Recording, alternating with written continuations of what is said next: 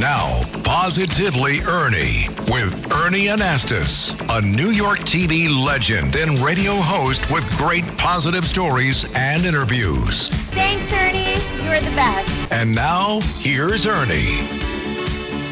Hey, welcome back to the show. We're here, and I'm really looking forward to this because I've got a great guest today. I want you to meet someone by a special name, Tiffany. What a beautiful name, Tiffany McQuaid. Hi, Tiffany. How are you? Hold my hands. Hello, Love to. Nice to have you on the show. Thank it's you a for pleasure. having me. This is amazing. You had a book signing. By the way, you want to talk about your book. It's called The Nth Degree. We're going to talk a lot about this because you've got some great inspirational stories here. Thank you. But you were at Tiffany's here in New York. Tiffany at Tiffany's doing a book signing. Tell me about that. Well, that must have been fun. I mean, could you pick any other better spot, right? When it's your namesake location. Yeah. And, when we decided to launch, and I have been blessed to collaborate on this book with a gentleman by the name of Bruce Littlefield, Yes. a very well-known writer. Great personality. And he's in New York City. Yeah. And there were all these things aligning, and we said, you know what? This is where it needs to be. At the Fabulous. flagship store. Perfect, and it went well, I'm sure. You know. Oh my gosh, it was magical.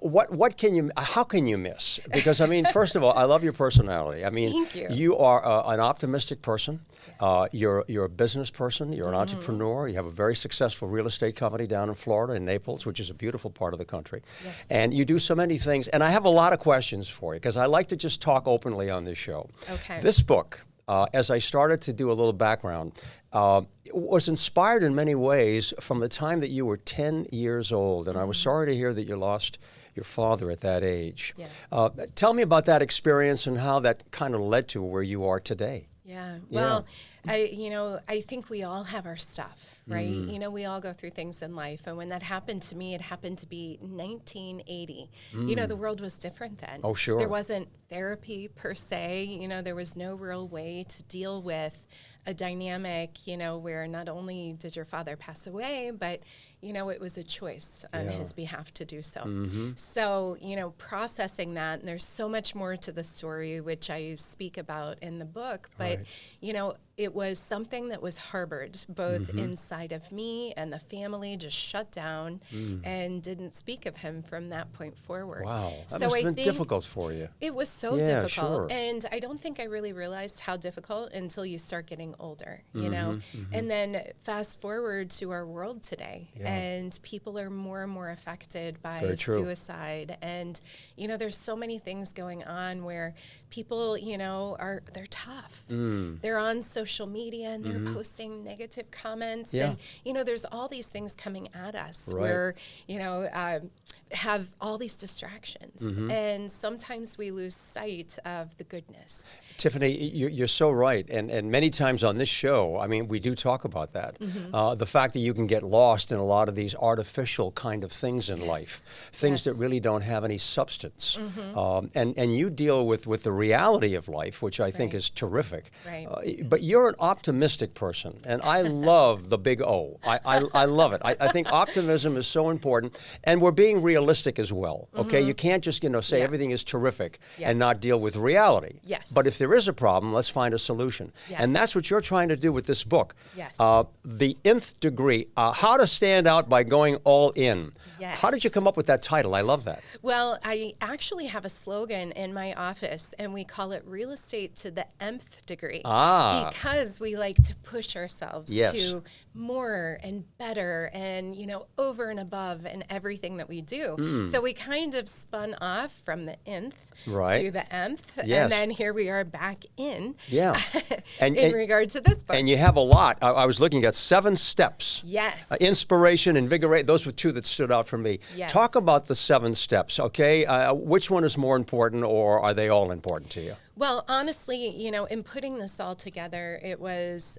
these keys are all things that I've utilized to turn myself and my mental capacity around because I could have very easily, allowed my life to unfold in a way that I was bitter and cynical. I've had multiple blows over my life, lots of failures and falls and But we learn. We fears. learn from that, don't we, Tiffany? We learn from them. We grow from these. I call them learning experiences and not mistakes. And you did that. Right. Well, and you know what I've learned over all these years? My optimism is not born. It is learned, you know, and every day I get up and I work at it. Every morning before I even start my day. And I like to say it's like training for the mental Olympics. I mean, I work on it all day, you know, to pull myself out of a negative space, you know, which happens pretty quickly. We believe the negative things quicker and easier than the positives, right? 1,000 positive comments could easily be taken away by one negative. That's all it takes. And you know, people know, I mean, we call this show Positively Ernie. And many times when I'm interviewed, people will say, you know, what is it? How do you stay positive? What is there a secret to it? And it's basically what you said too. I have to work at it. Because fundamentally, I think my personality is optimistic and positive. But this is life, and there are going to be some problems, some issues, whether it's family related or business or whatever it happens to be, your work. But you have to pick yourself up, don't you? Yes. You have to lift yourself up and make yourself feel. But it also depends on who you hang around with. Well, and your energy, I can feel it, you know, and I think that is something that people don't do, is they're not very selective about who they have around them. You know, your circle is incredibly powerful. Absolutely. And if you're, you know, closest to a negative Nelly, you know, that every time you talk to them, things are not good or, you know, what have you, you're not going to change that person. But what you can change is how you respond to them and how you engage or not. You know, and really protect that. In today's world, I think that's the most valuable asset. Yeah, and you also talk about, you know, in your narrative and in your book, you talk about helping others. Yes. How important it is to step away from yourself. Yes. And look at other people and say, I can help here, I can make a difference. Yes. Tell us why that's so important. Well, I would factor that under key 7, which is influence. And influence in today's world, we think of it as influencers. You know, social media, people that are drawing people in and getting attention.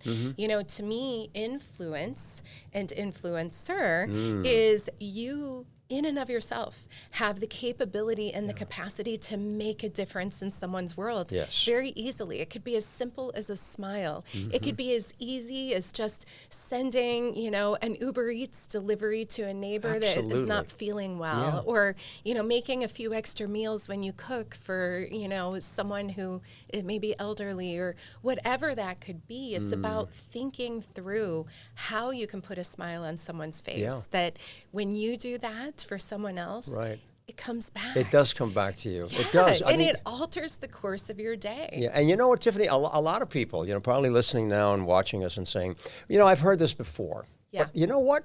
It happens to be the truth. Yes. And we also know, and I want you to elaborate on this because I know you have a lot of experience working with so many people, that what we're talking about, these principles, actually work. Yes. They make a difference. And when you don't use these tools, you do feel a difference. You're not as happy. You're not as satisfied. You're not as joyful. You don't have as much happiness in your life. And I think it makes a big difference to be able to step out. And, you know, I did a story recently about narcissism and how social media is contributing to that. Because it's okay to be part of social media, but many times people get on there and it's all about, well, look at where I am, look at what I'm doing and so forth. And that's too much of self. I'm sure you agree with that. We have to be careful with that, don't we? We do. Yeah. We do. You know, there's a fine line, you know, in all of that for sure. And I think we go through these dynamics and, you know, go through life and our day to day, and you're wanting to strive, you're wanting to achieve, you're wanting to be your best self. But sometimes your best self goes back to those principles and practices that are standard. You know, you hear them from people like Wayne Dyer, Louise Hay, I love Gabby these people. Bernstein. Oh my goodness. Abraham Hicks. My heroes. You know? Yeah, all of mine too. Absolutely. And the difference is, as much as in my mental Olympics that, you know, I've got Tony Robbins in my head and all these people, you know, my story, my hope is that it will enlighten these principles and practices in a different way. I noticed that there was a void in all of these. So I'm hoping that I'm going to fill that void, you know, with what we know. You are. We know is actual and Yeah. factual Yeah. and that it works, Yeah. you know, but maybe this is a different way for people to hear it. You know, you mentioned a couple of names there, you know, Wayne Yes. Dyer, who I love, Louise Hay. I mean, these Yeah. are great people. And Yeah. but there is a kind of an underlying factor in a lot of Yeah. what we're talking about. Yeah. And it doesn't mean to turn people off, Right. but it's something called spirituality. Yes. And that's believing in a higher being. Yes. Yes. And I think that's important. I'm looking at you, and I'm telling you the truth. I'm looking at you and I'm saying, this is my sister. We come from the same source, right? We do. We know, and that source is love. No matter what Yes. you want to call the source, it doesn't matter. Yes. It exists, Yes. and it's love, Yeah. and it's compassion, Yeah. and it's wanting to do good for one another. And I think if we have that, you know, if we Yeah. have that kind of, we're missing a lot of respect today. Oh, there's so much hatred and anger. It drives me Yeah. crazy. Yeah. And if it comes down to the fundamental principle, and I want you to elaborate a little bit Yes. about how you feel when you look at other people and you say, we're connected, man. We Yeah. really are connected for real. And there's Yeah. going to be a time when we're all going to be gone, but to Yeah. a higher place. Yes. Tell me about that. Well, and I am a huge believer in divine intervention, however you desire it to Yeah. be. You know, whatever you believe in is your higher power. Sure. So I'm not here to guide anyone on that. But what I am here to say is, aside from leading with love in your real life, you know, in Yeah. your day to day, which you hit the nail on the head as far as I'm concerned. I think that's the main key. Yeah. You know, but also in your business. If you're an entrepreneur, you know, I think that's the biggest challenge that I see in businesses right now. Tiffany, is did that I the read- heart is gone. The heart is gone. And did I read, was it 14,000 new startups, like what, every Yes. day or every... Yes. In this country alone? Yes. So how do we help them? What do you do to inspire these? Because you run a very successful real estate company down in Florida, in Naples. you. So what advice do you have for those people who are saying, I've got a dream, okay, and I want to make a success out of this dream that Yeah. I have? How do we help them? How do we encourage them? Well, number one, if you were given a dream or a thought or an idea, you were given it for a reason, and that's for you to try it Yeah. and push forward and do it. But here's what I found is the difference. You can get through any and all obstacles when you own a business and a company, at least from my experience. And understand I don't have all the answers, but Yeah. from my experience, you can get through so much when you're choosing to work with people that you have grown to care about, genuinely care about. Yeah, They're genuinely. not just employees, but you are committed to their success. You're Yeah. committed to letting them and inspiring and guiding them to be their best selves in whatever respective industry you're in. You know, it makes such a difference in your day and yeah. how you move forward. But also, you know, kind of putting yourself in that stance of heart equates to passion. Yes. So no matter how bad it gets, if your heart's in it and your heart's in the right place, passion will be there. And when love it it. gets bad, the passion will drive you through and drive you forward. For sure. My mom always said, if you work hard and do the right things, the money will come. That's right. It'll follow you. You Yeah. don't have to go chasing it. Yeah. You know, when COVID really was at its peak, like in 2020, I took a year off and did a program at Harvard Business School. And I was studying leadership. Yeah. And one of the things I remember from a lot of good things that the professors, you know, gave us was when you're talking about leadership, you're talking about listening to other people. Yes. That's how you become a leader, by listening from what you just said, listening to others, finding out what their needs are, and giving them an opportunity to become and to grow. Yeah. Some guidance, but at the same time, allowing them to be. I know you've heard this line, if you're a manager, if your door is closed, you have problems. Yeah. If your door is open, you have solutions. Yeah. So we have to do this, what Right. you and I are doing right now. Yeah. We listen to one another. And if there's a disagreement, we find a way to understand one another and to respect each other. Yeah. So true, isn't it? Well, and I think as a society, Yeah. and especially when it comes to the workforce, people tend to hire for a role as opposed to hiring a person that has the right energy, has the same passion, goals, and then you work the role and the position around them and their capabilities to ensure that they feel good about what they're doing. You know, I think that's a big misconception Yeah. is that, you know, we try to put a lid on every pot, Yeah. as opposed to just kind of sometimes letting the pot boil and see where it goes. Yes, yes. Yeah. Let's talk a little bit about young people. Okay. Because I've written 2 books. Okay. The History of Teenagers in America, and I did a book for young kids, Ernie and the Big News, The Adventures of a TV Reporter. And it fundamentally talks about positive thinking and things that, make our world better. Speaking of young people, I did a story recently about how college graduates today, young people, are having a very difficult time getting a job. And one of the reasons, according to the expert, is that a lot of these young people come into the interview totally unprepared. They don't have the communication skills to be able to talk to one another. Right. So they're not able to speak because they're on the telephone and they're doing a lot of things, digital. Yeah. And they also come in many times, can you believe this, with a parent. This is a college graduate coming into an interview, a job interview, with their parent, so their parent can speak for them. And the managers who have been surveyed said they don't come in properly dressed. Yeah. I mean, they're in sweats or in jeans. Yeah. Why do you think that's happening, and what can we do to help our young people, because they deserve a better chance in life? Yeah. They really do. Well, and that's a spectacular question, because I personally have experienced that, not from the point of the parent showing up, but the person showing up and saying that they wanted to speak with their parent before they decided to move forward with anything or what have you. But exactly what you said, it's an issue. I think we're dealing with a dynamic where they're going through school and graduating saying, I've got my degree, now hire me for top dollar, because I've got this degree. Right. But they're forgetting about the basic steps to gain and garner experience. To me, especially for my company and what have you, the degree isn't as important to me anymore. And I suspect that's kind of happening a little bit in certain industries, as much as the experience and the efforting. Yes. So exactly what you said, showing up looking sharp, because you can only be your best self when you're feeling amazing. Of course, right? exactly. Yeah. If we were doing this interview in our sweatpants or jeans and, my it's hair a different pulled feel. back.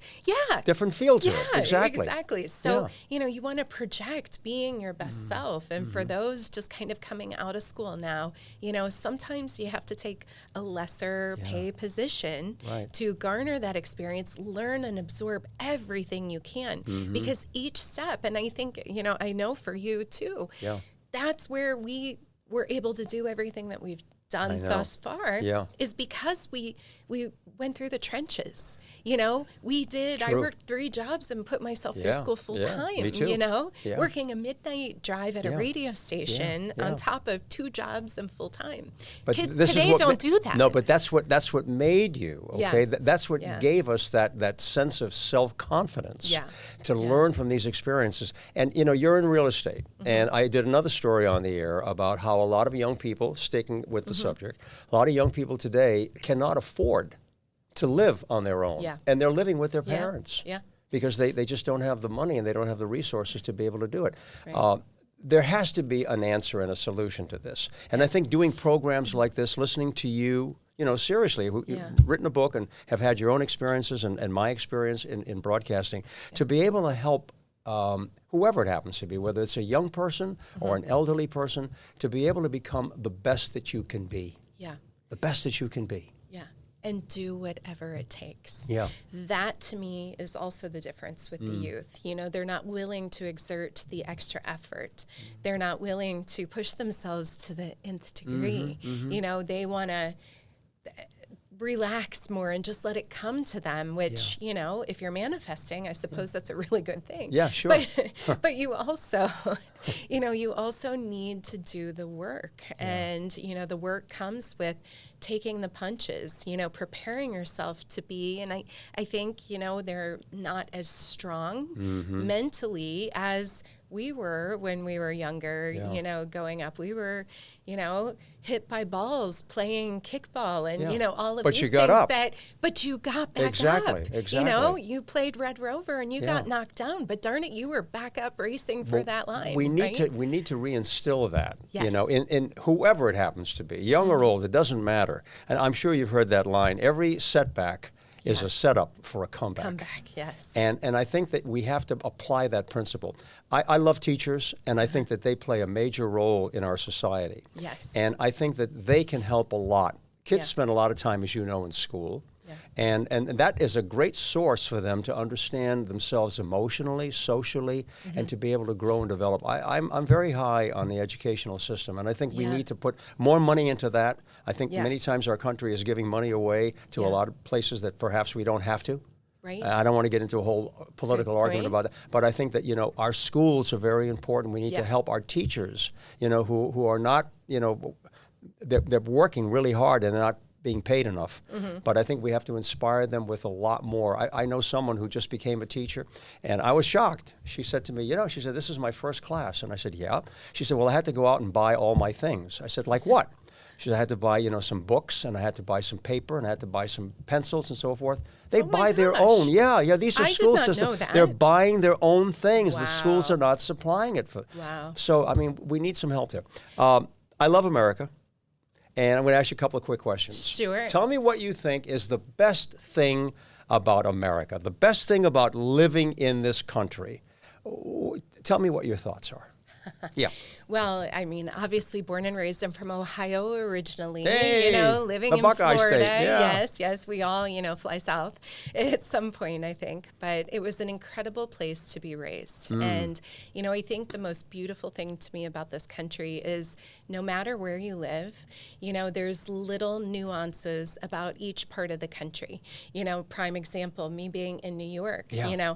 I'm in Florida. It's beautiful. I love the sunshine. I thrive in the sunshine. great. I'm one of those people that just need Yeah. light, Yeah. and it helps light me up from within. But what I also need is a visit to New York City every few months, quarter, because I need that injection of Yeah. energy. I need that to creatively stimulate me. And I think as a country, here we are encompassed with all these pockets of opportunity, and each one's so unique and so special that it's a matter of finding what you need, going within, so to speak, Yeah. figuring out what makes you tick. Yeah. And there's somewhere in this country that you can visit to fill that cup or refill that cup or whatever it would be. And I think that's the beauty of this country. It's just... Well said. I love that. Thank you. Tiffany, do you have a hero? Do you have someone that you admire? Yes. Who would that be? Well, my hero is Barbara Corcoran. Oh, Barbara, sure. Yeah. Shark Tank. Yes. Big real estate mogul, absolutely Yes, successful. yes. Tell us about Barbara. Well, so I actually met her accidentally 20 years ago. And I was just kind of starting in the real estate industry at the time. Yeah. And I was reading everything I could get my hands on. Every kind of book, I believe knowledge is power, right? Sure. So I was doing the work. And my mom had passed away. And a few months later, this book popped up on Amazon, back when Amazon was just a bookstore. Remember Oh, yeah, those days? sure. Yeah. And it was called Use What You've Got and Other Business Lessons I Learned from My Mom by Barb. And actually co-written with Bruce Littlefield, who is also on Involved? my blog. Yeah, Bruce is great. So I immediately emailed her. I read the book cover to cover when it came in one day. Couldn't put it down. And, I just so connected with her. Her brain's very similar to mine, very creative. And so I emailed her, which I've never done before. Yeah, so right. this is a true testament to sometimes you just got to do things unexpected. Just do it. Right? Yeah. And she responded right back. And I've considered her my fairy godmother. Ever isn't that since, great? she's had her thumb on the pulse of my business for 20 years. Good relationship. And it's incredible. I mean, Wonderful. talk about a blessing. But I think, it kind of had a little divine intervention, I'm sure, from my mom. Because if it weren't for that, I like that the story. title resonated with me Yeah, I like when that story. It's saw a it. nice, warm connection. I love the elements that Yeah. you're describing. Do you have a quotation that you kind of use every Yes. so often that you really like? What would that quote be? I have several, but I will tell you probably the one that resonates with me the most is to be successful, be excellent. If you want the best the world has to offer, then offer the world your best. Oh, And who said that that? is Where did that come from? Oprah. Oprah. Yes. Sounds like Oprah. But then I have one from Barb that always resonates Yeah. with me, and it is ignore the naysayers on everything. Anything fresh and innovative makes them uncomfortable, and their unintentional job is to clip your wings. Isn't that good? Beautiful. That one has saved me more than I care to count, but the Oprah one is on my wall at the office. And you look at these things, you repeat them often, right? Well, they're on my wall. Yeah, at the yeah, you got office. right up there. I have one that I like. I mean, there are several. I love quotations. They say a lot in a few words. Yes. They're very important. Don't go where the path may lead. Go where there's no path, and leave a trail. I love that. Leave a trail. I love that. Isn't that nice? Yes. To go someplace and try things and not to be afraid of that. Yeah. It's never too late to be what you might have been. There are a lot of people, who had a dream to do certain things in life. Yeah. It's never too late to try that in some form. In some form, you can say, let's say I've always wanted to be a painter, an artist, and it's later in life. You still can try it. Yeah. You may not become, the renowned artist, but at least you'll satisfy whatever that hunger is, that desire, that passion from within. Yeah. I believe in that. To me, it's what keeps me young. And there's another great quote. You're going to get me going now because I don't stop with these quotations. This is a Greek philosopher. Okay. Who said, "I have a wish to die young, but as late in life as possible." Oh my God. Isn't that cool? That is so cool. So what is that telling us, Tiffany? It's saying you have to have a youthful heart, a youthful spirit. Yeah. You can't feel like I've been there, done that, and it's over. You have to always be looking towards something new, a new path. Yeah. Tell us about where you're going to go with your book, because this is a terrific book. Wow. And we met Bruce. He's in the studio here today, Bruce Littlefield. The Nth Degree, How to Stand Out by Going All In. Okay, Tiffany McQuaid. You're going to make a tour? You're going to be on tour? Well, things are unfolding right now, so we'll see where they land. But believe me, we're going all in on it and going to put our best foot forward. And hopefully, my hope is that we can help as many people as possible. And if they just walk away with one little nugget or a handful of nuggets of inspiration and how they step into their day, then it will have been an incredible success. Well, this was an incredible interview. I enjoyed you so much, Tiffany. Thank you. I always like to hold hands because it connects us together. I thank you for being on my show. Tiffany McQuaid, success with your book, success in life, and good things to you and to your family. Thank you for having me. My pleasure. Back at you. You bet. Thanks for joining us, everybody, and we'll see you next time.